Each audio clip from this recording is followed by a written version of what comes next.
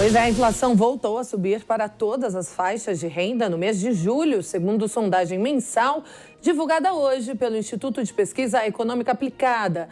Nas camadas mais altas de renda, pesaram mais os preços de transportes, em especial pela alta de 1,6% da gasolina. Quem comenta sobre este assunto com a gente agora é o economista da Fundação Getúlio Vargas, Felipe Serigati. Felipe, boa tarde. Seja bem-vindo novamente. Boa tarde, tudo bom? Tô joia, graças a Deus. Felipe, alta nos combustíveis, alta em itens da cesta básica, como mostrou a Carolina Belim. Até quando, hein, isso pode durar? Pois é, então a gente está passando aí por um processo de inflação.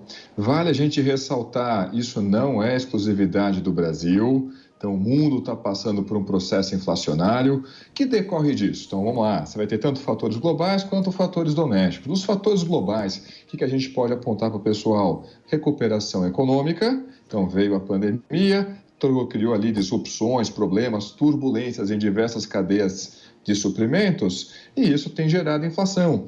Basta a gente lembrar, várias vezes vocês mesmo têm apontado, olha, algumas cadeias industriais estão com dificuldade para receber insumos de produção, peças, partes, componentes. Então, a gente tem uma demanda mais aquecida, que é a oferta está conseguindo acompanhar. Resposta disso são preços mais elevados. Como se não bastasse, devido à pandemia, o que a gente fez? Somos civilizados, nós fizemos ali um programa de transferência de renda. Nós, não apenas o Brasil, tá? A sociedade humana aí, o Homo sapiens, fizemos programas de transferência de renda e essa renda, naturalmente, não veio da produção, foi transferido, mas gerou demanda. Demanda mais aquecida que a produção, isso se reflete nos preços. Isso é um fator que está acontecendo no mundo como um todo. E aqui no Brasil? Aqui a gente tem algumas particularidades, né? Entre elas, justamente essa que vocês apontaram, principalmente com relação aos alimentos. Vocês mencionaram café, mencionaram açúcar, ainda bem que vocês não passaram por nada ali derivado de milho ou talvez pelas carnes, porque todos esses produtos já estão operando em patamares de preço mais elevados.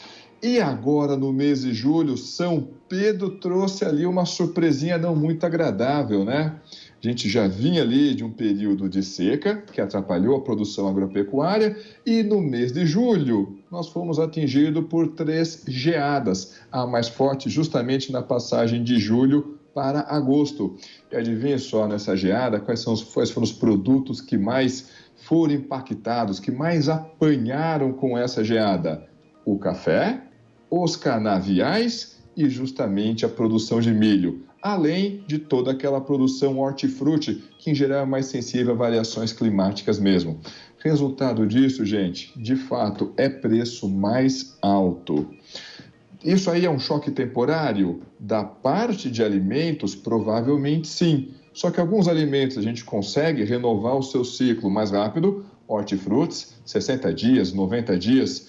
Outros produtos, por exemplo, o café, aí o problema é um pouquinho mais delicado, porque o cafezal ele ficou machucado, por exemplo, com as geadas. Só que é uma cultura permanente. Essa geada vai prejudicar, inclusive, a safra de café do ano que vem. Certamente. E aí eu tenho uma dúvida, Felipe. Na verdade, não uma dúvida. Ontem eu vi que o IBGE também divulgou dados de que o setor de serviço cresceu pelo 3º mês consecutivo aqui no Brasil. Gostaria que você explicasse para a gente o que é este setor de serviços, do que ele é composto. Eu sei que ele é o responsável, o principal responsável pelo PIB, né, do Brasil. E o que elevou essa taxa e o que fez aumentar este número? Alina, temos de um lado ótimas notícias, mas tudo é ótima notícia nesse caso, né? Por mais que alguma parte dessas notícias sejam um pouco desconfortáveis. Vamos lá. Gente, o setor de serviços, de fato, ele responde pela maior fração do PIB, da maior fração da renda gerada na economia brasileira e, naturalmente, é justamente ali onde está a maior fração dos postos de trabalho. Pode colocar mais de 70% aí com tranquilidade. Só que foi o setor que mais apanhou durante a pandemia, principalmente os serviços prestados às famílias. conforme a vacinação tem caminhado e aí tem permitido uma circulação maior das pessoas, uma maior abertura da economia, justamente o setor de serviços, aquele que mais teve dificuldade de operar no passado, está conseguindo voltar. Isso é uma ótima notícia. Porém, isso vai também bater na inflação.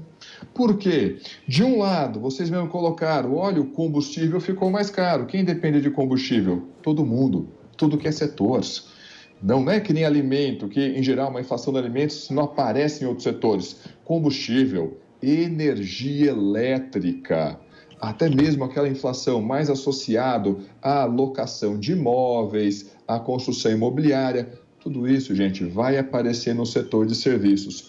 Como se não bastasse, existia um choque de custos ano passado que o setor de serviços não conseguiu repassar para frente. Ou seja, ainda tem uma fração desse setor que ainda está lá com seus custos extremamente pressionados. E por que não conseguiu repassar? Porque mal conseguiram operar ano passado.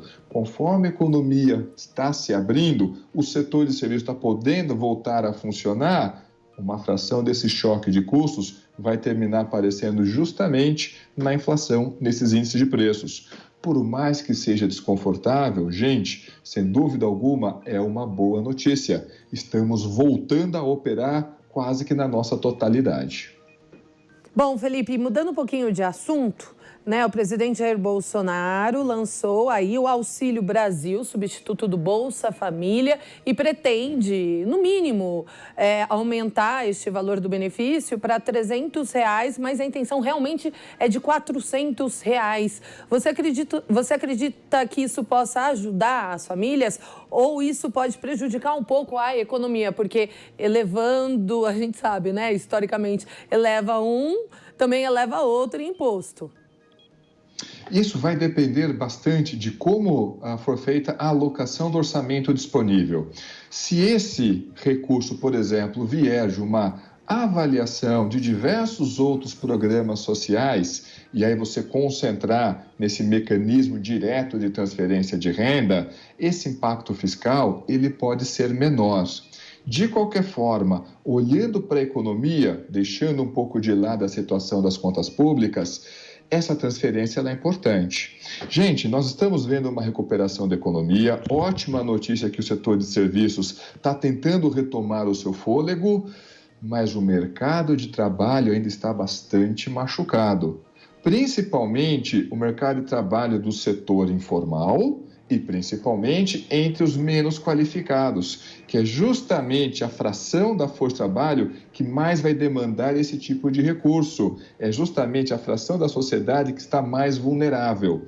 Então, sintetizando esse pacote, gente, se for possível colocar esse pacote na praça com o impacto fiscal o menor possível, ótima notícia, porque olhando para o lado real da economia, essa transferência ela será muito importante. Nós estamos passando por um processo, uma pandemia, que na força bruta nos obrigou ali a adotar a tecnologia, a inovar diversos processos que a gente realizava antes, e uma fração da força de trabalho vai ter muita dificuldade de voltar para o mercado. Na realidade, uma parte dela talvez não consiga mais voltar. A gente vai precisar de alguma estrutura, de alguma política pública para dar suporte para essa fração da sociedade. Se a gente conseguir desenhar isso com menor impacto fiscal, vai ser uma ótima notícia. A alta da energia elétrica também puxou essa inflação, né, Felipe? Agora, com essa crise hídrica, tende a piorar? Pois é. Então, vamos lá. Olhando para o IPCA, gente, nós estamos falando que a energia elétrica só esse ano aumentou 9,5%. Se a gente for olhar um pouquinho mais para trás no retrovisor, nós estamos falando de um aumento de mais de 20%. Gente, nos últimos 12 meses a energia elétrica ficou 20% mais cara. E isso é média, tá? Isso pode variar dependendo do tipo de consumidor naturalmente. O que a gente vai precisar? Aí a gente precisa de São Pedro.